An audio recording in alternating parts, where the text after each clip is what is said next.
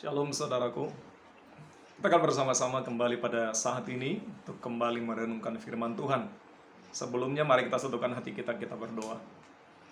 Tuhan Yesus, kami datang untuk terus belajar apa yang menjadi kehendak dan rencana Tuhan dalam kehidupan kami. Tolong kami Roh Kudus, sehingga kami boleh memahami firman dan menjadi pelaku daripada firman tersebut. Di dalam nama Yesus, amin. Baik saudaraku, saat ini kita akan belajar kebenaran firman Tuhan yang terambil di dalam Roma 8 ayatnya yang ke-6. Firman Tuhan berkata, keinginan daging adalah maut, tetapi keinginan roh adalah hidup dan damai sejahtera. Ya, sekali lagi, keinginan daging adalah maut, tetapi keinginan roh adalah hidup dan damai sejahtera. Jadi saudaraku yang terkasih, di dalam diri saya dan saudara senantiasa ada yang namanya keinginan. Ya, setiap kita punya keinginan untuk melakukan sesuatu. Ya, setiap hari kita punya keinginan, bahkan banyak keinginan, impian-impian yang notabene itu belum tercapai, belum dapat kita gapai. Jadi ada yang pingin, contohnya dari anak kecil, ada yang pingin jadi dokter, ada yang pingin jadi polisi, ada yang pingin jadi tentara, dan lain-lain. Setiap kita punya keinginan.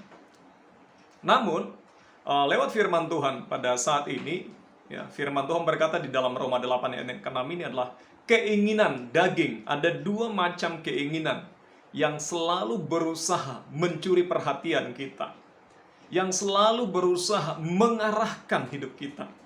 Yang pertama adalah keinginan daging. Apa itu keinginan daging? Kalau kita membaca Bapak Ibu Saudaraku di dalam Galatia, firman Tuhan berkata keinginan daging telah nyata, yaitu percabulan, kecemaran, keangkuhan hidup, kesombongan, dan semua yang lain. Makanya firman Tuhan berkata tadi bahwa keinginan daging adalah maut.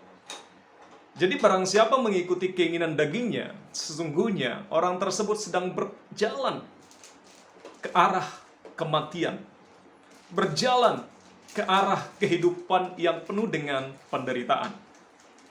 Jadi kita menyadari bahwa keinginan daging juga berusaha untuk mengendalikan kehidupan kita. Tapi saudaraku yang terkasih, biar lewat firman Tuhan ini, kita sudah diperingatkan terlebih dahulu. Barang siapa hidup oleh daging, mengikuti keinginan dagingnya, sesungguhnya orang tersebut tidak mendapat bagian dalam kerajaan surga. Tetapi saya dan saudara, kita adalah milik Tuhan. Kita sudah mati terhadap keinginan-keinginan tersebut. Memang masih ada, ya, masih ada kekuatan keinginan daging yang berusaha mencuri hati kita, mencuri perhatian kita. Tetapi saya dan saudara memiliki kuasa untuk mengambil keputusan. Apakah kita mengikuti keinginan daging kita atau mengikuti keinginan Roh Kudus? Tergantung siapa yang lebih dominan.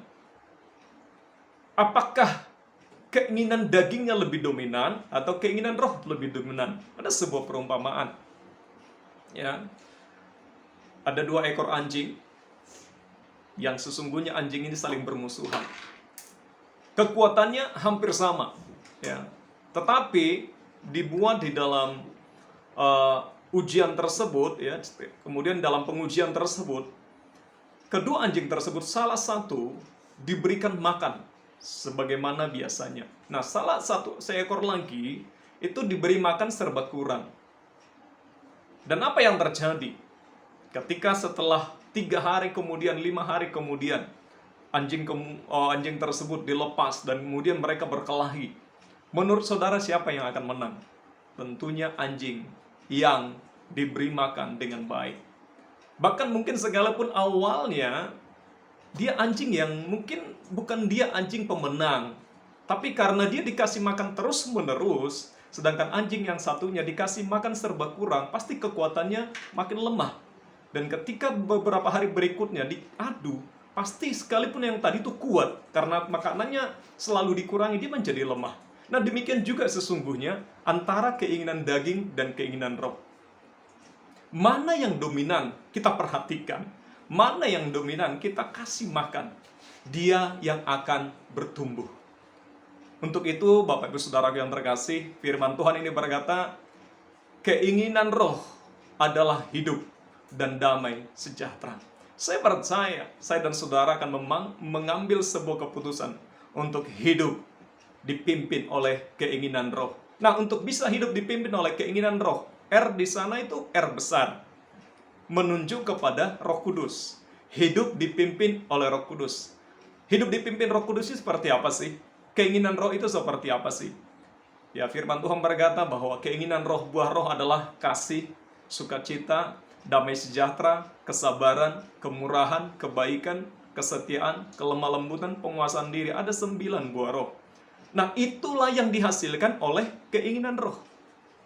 Bagaimana supaya saya dan saudara senantiasa dipimpin oleh Roh Kudus, mengikuti keinginan roh? Terlebih dahulu, izinkan Roh Kudus tinggal dalam hati saya dan saudara.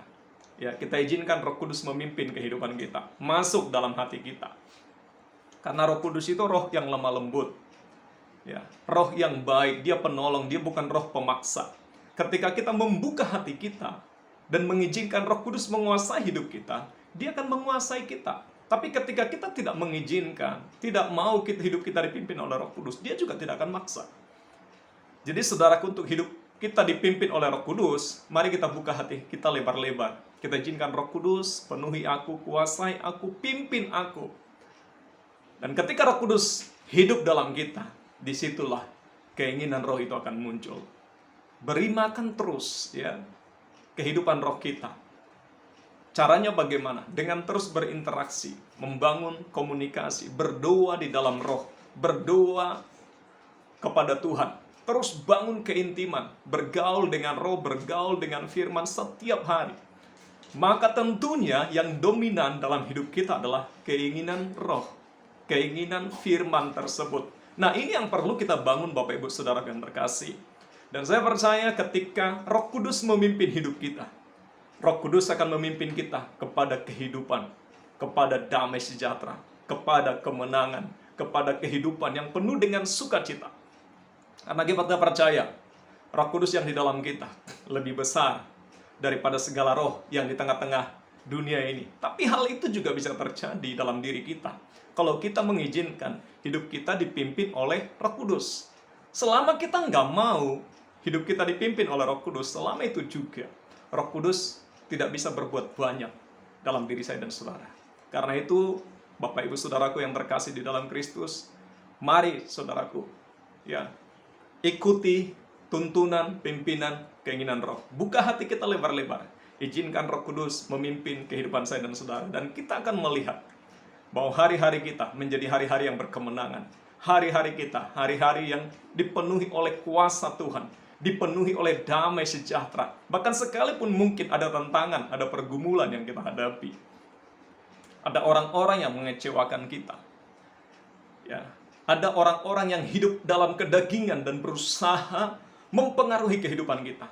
Selama kehidupan saya dan saudara terus memberikan perhatian yang lebih, memberi makan terus manusia rohani kita, memberi kehidupan kita dipimpin oleh Roh Kudus, saya percaya kita akan tetap terjagai dan kehidupan kita akan tetap aman dalam lindungan Tuhan.